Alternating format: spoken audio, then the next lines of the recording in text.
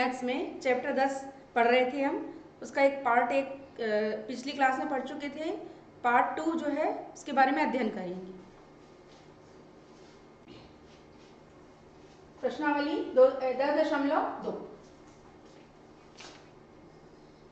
तो प्रश्न 1 से याद कीजिए कि दो वृत्त सर्वांगसम होते हैं यदि उनकी त्रिज्याएं बराबर हो, और सिद्ध कीजिए कि सर्वांगसम वृत्तों की त्रिज्याएं उनके केंद्र पर बराबर कोण अंतरित करती है। तो दो वृत्त बनाए गए हैं। वृत्त में एक त्रिभुज डिनोट किया गया है ए बी सी, और दूसरा त्रिभुज है पी क्यू आर। ठीक, तो दिया गया है सी ए आर। सी मतलब है सर्किल और ए मतलब क्या है, वृत्त का केंद्र बिंदु। आया समझ में, ये ए है।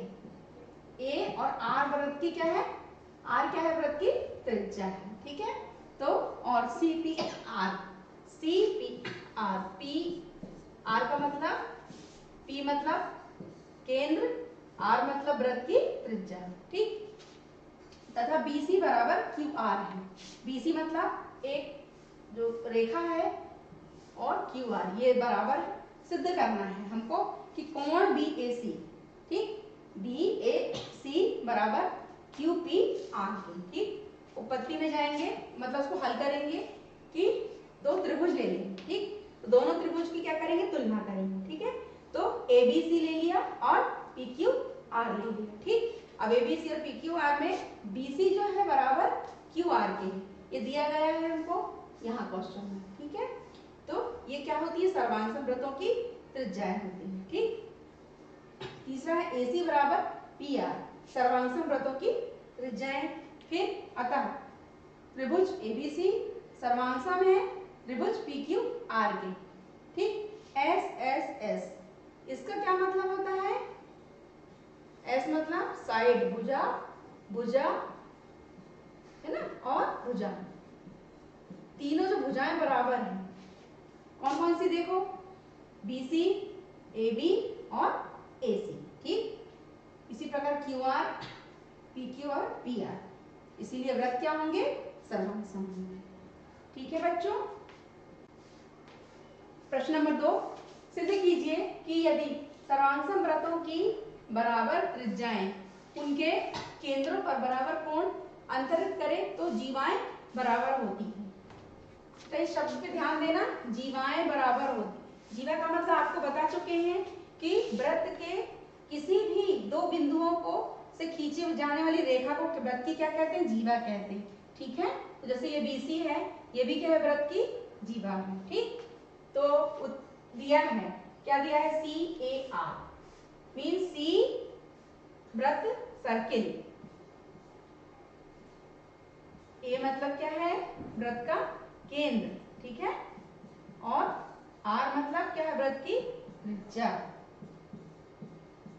ठीक, दो सर्वांगसम वृत्त हैं, ये दिए गए हैं और कोण भी बराबर दिए गए हैं। अब सिद्ध क्या करना है कि BC जो है, जो जीवा क्या है, ये जीवा जो है QR जीवा के बराबर होती है। ठीक, तो उसको सॉल्व करेंगे, उसको लिखेंगे उपपत्ति और दोनों त्रिभुज की क्या करेंगे, तुलना करेंगे। हाँ, तो त्रिभुज ABC और PQR में अब AB बराबर PQ, देखो बच्चों A और B, देखो A और B क्या है, जो है त्रिभुज की भुजाएं हैं, और PQ ये दोनों क्या है, बराबर है। ये हो गई सर्वांगसम वृत्त की त्रिज्याएं। ठीक, अब कोण BAC, तो BAC ये वाला कोण है किसके बराबर है, QPR के। तो ये हो गया, दिया है हमको, दिया है यहाँ पे दिया है। ठीक है, अब AC बराबर PR, जो AC है A से C और दूसरे वृत्त की जो त्रिज्या है ये PR, ये भी हुई, ये भी क्या है, सर्वांगसम वृत्तों की त्रिज्या है। ठीक, अतः ABC त्रिभुज बराबर सर्वांगसम है त्रिभुज PQR के। ये भी SSS सर्वांगसमता नियम मतलब क्या, भुजा भुजा भुजा नियम से ये क्या होगा, वृत्त जो त्रिभुज सर्वांगसम होंगे। जब सर्वांगसम होंगे तो वृत्त की जो जीवा है ये भी क्या होंगी, बराबर होंगी। तो अतः BC जो है वो QR के बराबर होंगी, क्योंकि सर्वांगसम त्रिभुज के संगत भाग बराबर होते हैं। ठीक, आइए प्रश्नावली अगली हल करते हैं। प्रश्न 1, प्रत्येक जोड़े में कितने बिंदु उभयनिष्ठ हैं, उभयनिष्ठ बिंदुओं की अधिकतम संख्या क्या है।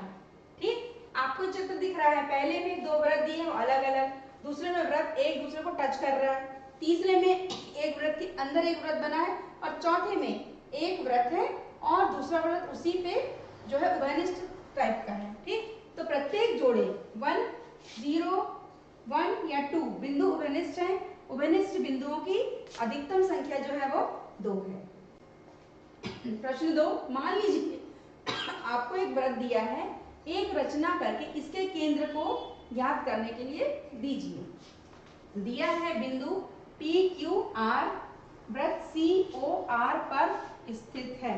ठीक, ये आपको वृत्त दिया है, वृत्त का केंद्र O है। क्या है वृत्त का केंद्र O है। ठीक, और COR जो वृत्त की त्रिज्या है यहां से यहां तक की वो कितनी है, R है। ठीक, रचना PR और QR को मिलाया। ठीक, तो O से लेके ये PR, ये यहां देखिए ये O बिंदु है, O से P, ये P बिंदु है और ये R है और ये Q बिंदु है। ठीक, तो PR और QR को मिलाया। ओके, P से R तक खींचेंगे एक रेखा और Q से R तक एक रेखा खींचेंगे तथा इसके लंब समद्विभाजक खींचे गए जो परस्पर O बिंदु पर काटते हैं। बच्चों, आपको अब नेक्स्ट क्लास में बताएंगे कि PR का लंब समद्विभाजक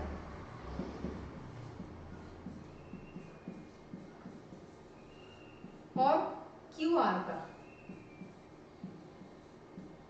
लंब समद्विभाजक। ठीक, तो कोई एक पॉइंट पे जो एक दूसरे की रेखाओं को कट करेगा वो बिंदु O कहलाएगा। ठीक, तो बिंदु O को केंद्र मानकर और OP त्रिज्या लेकर एक वृत्त बनाया। ठीक,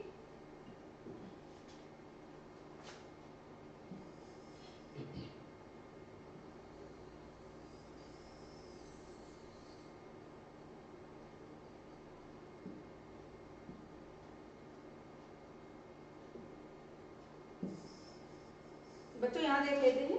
देखिए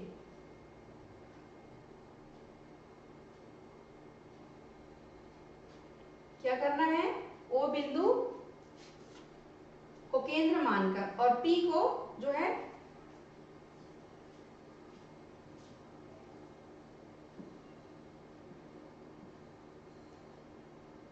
ठीक है इस प्रकार से एक वृत्त बनाया हमने। ठीक, यही अभीष्ट वृत्त होता है।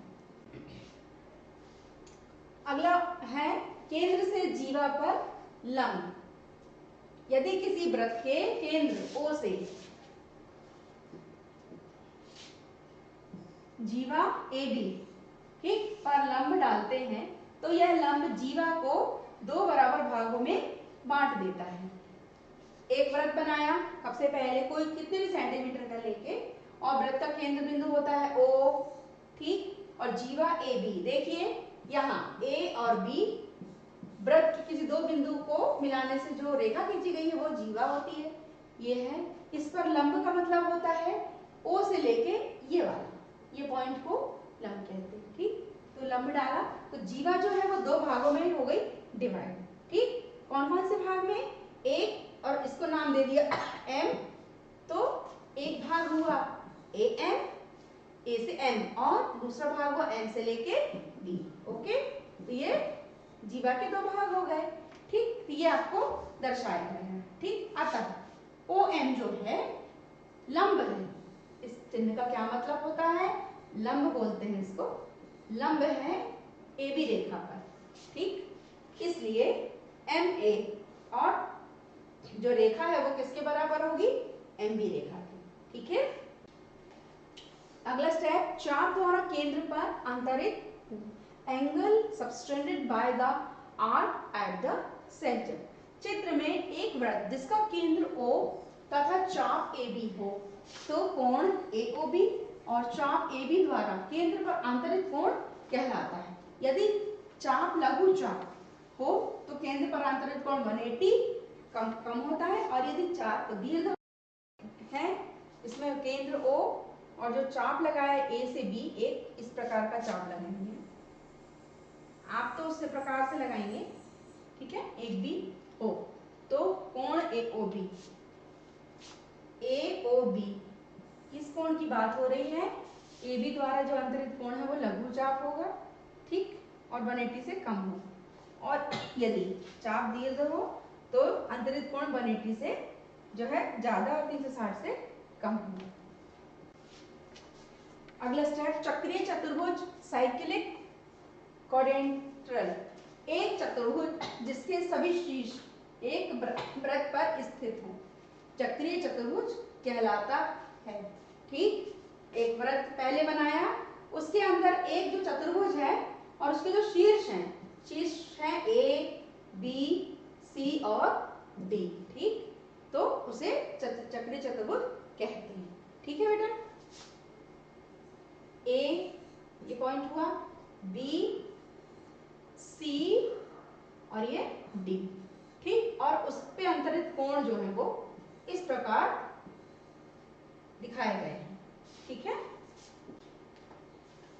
कोण DAB, कोण ABC को लिख लेते हैं A, B, C और D, ठीक है। तो इस कोण की हम बात कर रहे हैं, चलिए। DAB, फिर कोण ABC, ABC, फिर कोण BCD और कोण CDA।